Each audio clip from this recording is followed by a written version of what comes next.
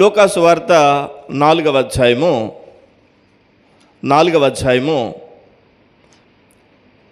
16వ వచనం చూడండి. తరువాత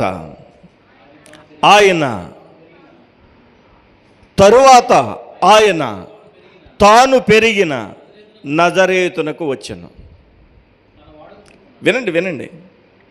యేసుక్రీస్తు ప్రభుల వారు చిన్నప్పుడు పసికందుగా ఉన్నప్పుడు దేవుని దూత అన్నారు, అబ్బాయ్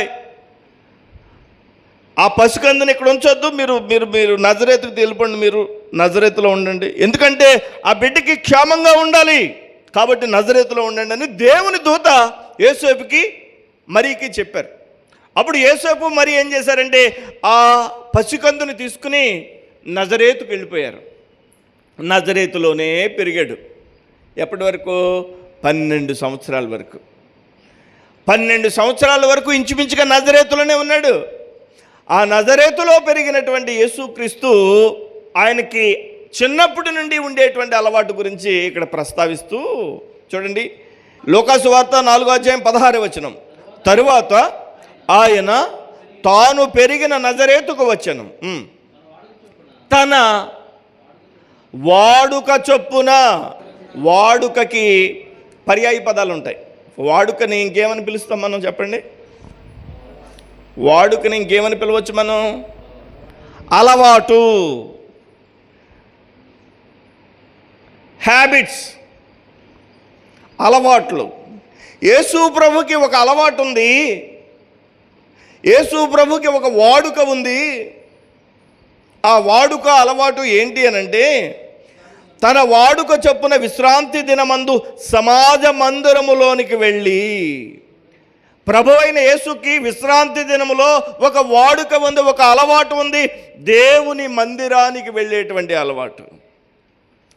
మన అభిమాన నాయకుడైనటువంటి, సజీవుడైనటువంటి, మరణాన్ని జయించి తిరిగి లేచినటువంటి ప్రభు అయిన యేసుక్రీస్తుకి ఉన్న వాడుక అలవాటు ఏంటి అని మీరు అడిగితే, తన వాడుక చొప్పున విశ్రాంతి దినమందు సమాజ మందిరమునకు వెళ్ళి, విశ్రాంతి దినములో సమాజ మందిరానికి వెళ్ళేటువంటి అలవాటు కలిగినటువంటి ఈయనను వెంబడిస్తున్నామనే మనము సమాజ మందిరానికి విశ్రాంతి దినమున వెళ్ళడం కూడా మన అలవాటుగా చేసుకోవాలి. చెప్పండి,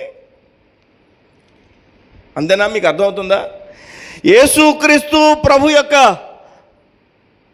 నామమును అభిమానించే మనము సమాజ మందిరమునకు ఆయన విశ్రాంతి దినమున వెళ్ళేటువంటి అలవాటు కలిగినటువంటి వాడు కాబట్టి మనం ఏం చేయాలంటే విశ్రాంతి దినమున సమాజ మందిరానికి వెళ్ళే అలవాటు మనం అలవాటు చేసుకోవాలి. వాడుక చొప్పున సమాజ మందిరానికి మనం వెళ్ళాలి. ఎప్పుడు చెప్పండి? విశ్రాంతి దినమందు సమాజ మందిరంలోనికి వెళ్ళేటువంటి ఆ అలవాటు కలిగినటువంటి మనం దేవుని యొక్క వాక్యమును అనుసరిస్తున్నామని, యేసుక్రీస్తు ప్రభుని వెంబడిస్తున్నామని అర్థం. మన ప్రభు అయినటువంటి యేసయ్యకున్న అలవాటు ఏంటి చెప్పండి? విశ్రాంతి దినమున సమాజ మందిరానికి, విశ్రాంతి దినమున దైవ మందిరానికి వెళ్ళినటువంటి అలవాటు, వాడుక ఉంది. మనకి అదే వాడుక చేసుకోవాలి. దేవుని మందిరానికి ప్రతి విశ్రాంతి దినమున మనం హాజరవ్వడం అనేదే మన వాడుకగా చేసుకోవాలి, మనకు అలవాటుగా చేసుకోవాలి. చూడండి, ప్రభు అయినటువంటి యేసుక్రీస్తుకి ఉన్నటువంటి 3 అలవాట్ల గురించి ఈరోజు మీకు నేను చెప్తాను. 3 అలవాట్లు. ఒకటి, తాను సమాజ మందిరంలోనికి వెళ్ళి ఏం చేస్తున్నాడు? చదువుటకై నిలబడగా. ఏం చదవడానికి? ధర్మశాస్త్ర గ్రంథం ఉంది. వయసు చూస్తే 12 సంవత్సరాలు. అక్కడ సమాజ మందిరంలో కురు వృద్ధులు ఉన్నారు, పెద్ద వాళ్ళు ఉన్నారు, చాలా అన్నిట్లోని ఆరితేలిన వారు ఉన్నారు, అన్ని విధాలుగా అనుభవాలు కలిగిన వారు ఉన్నారు. వారి మధ్యలో 12 సంవత్సరాల వయసు ఉన్నటువంటి ఈ పిల్లాడు వచ్చి ధర్మశాస్త్ర గ్రంథాన్ని పట్టుకుని చదువుతుంటే అక్కడున్న వాళ్ళంతా ఆశ్చర్యపోతున్నారు.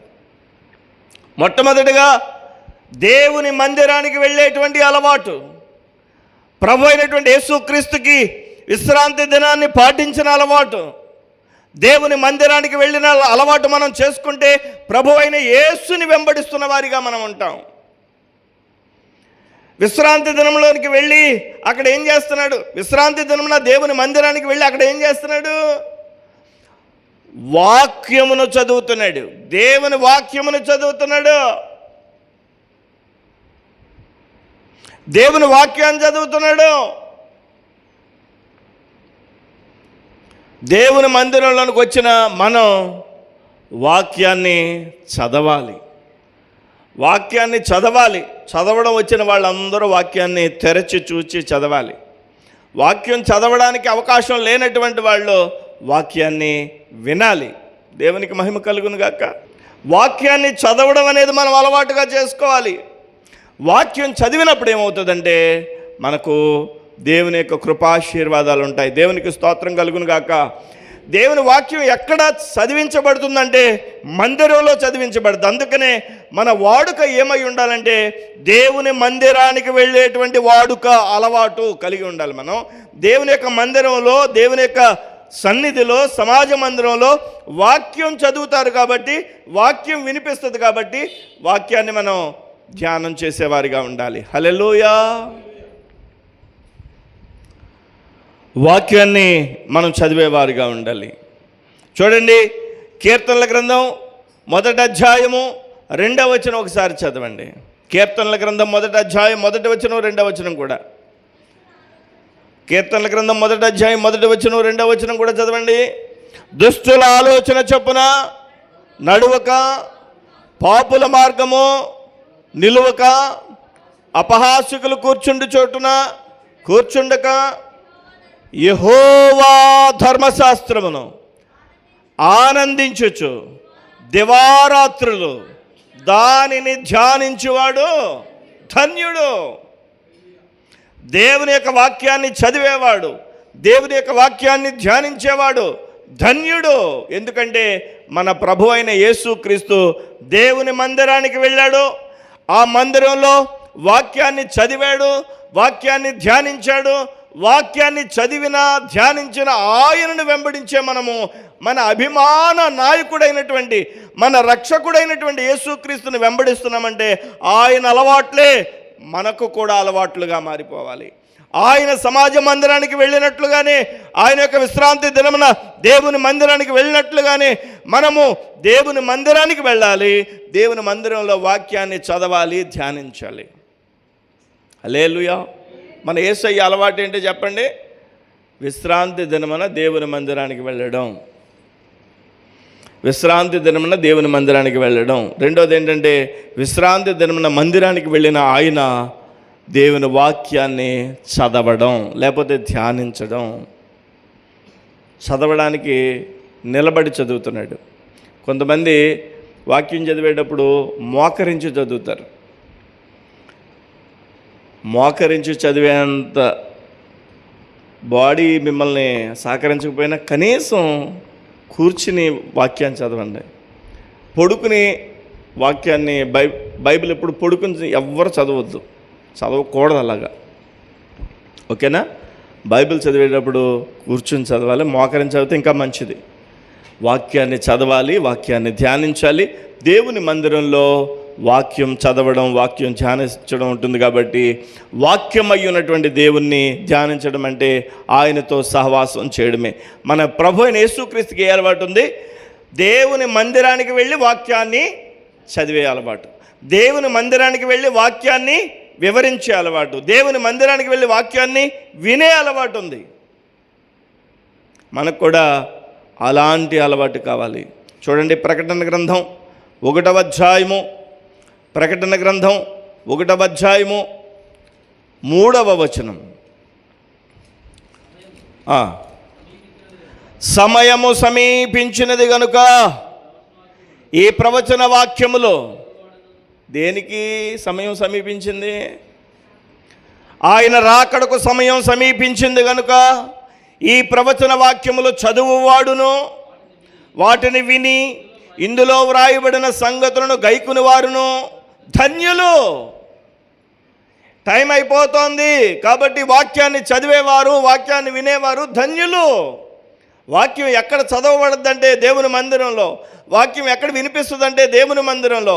దేవుని మందిరంలో వాక్యం వినిపిస్తుంది కాబట్టి, దేవుని మందిరంలో వాక్యం చదువుతున్నాం కాబట్టి, దేవుని యొక్క మందిరానికి విశ్రాంతి దినమున వెళ్ళడం అనేది యేసు యొక్క అలవాటుగా, వాడుకగా మనం కూడా వాడుకగా చేసుకోవాలి. ఆ వాడుకను, ఆ అలవాటుని. దేవునికి స్తోత్రం కలుగును గాక. కాబట్టి యేసు యొక్క అలవాటులో ఒక అలవాటు చెప్పాను. ఏంటో చెప్పండి, చెప్పాలి. యేసు యొక్క అలవాటులో ఒక అలవాటు ఏంటి? దేవుని మందిరానికి వెళ్ళి వాక్యాన్ని చదవడం, వాక్యాన్ని ధ్యానించడం.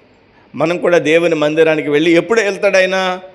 విశ్రాంతి దినాన్ని క్రమముగా దేవుని మందిరానికి వెళ్తాడు. మనం కూడా విశ్రాంతి దినాన్ని క్రమముగా దేవుని మందిరానికి వెళ్ళాలి. రెండవ అలవాటు చెప్తున్నాను చూడండి. లూకాసు వార్త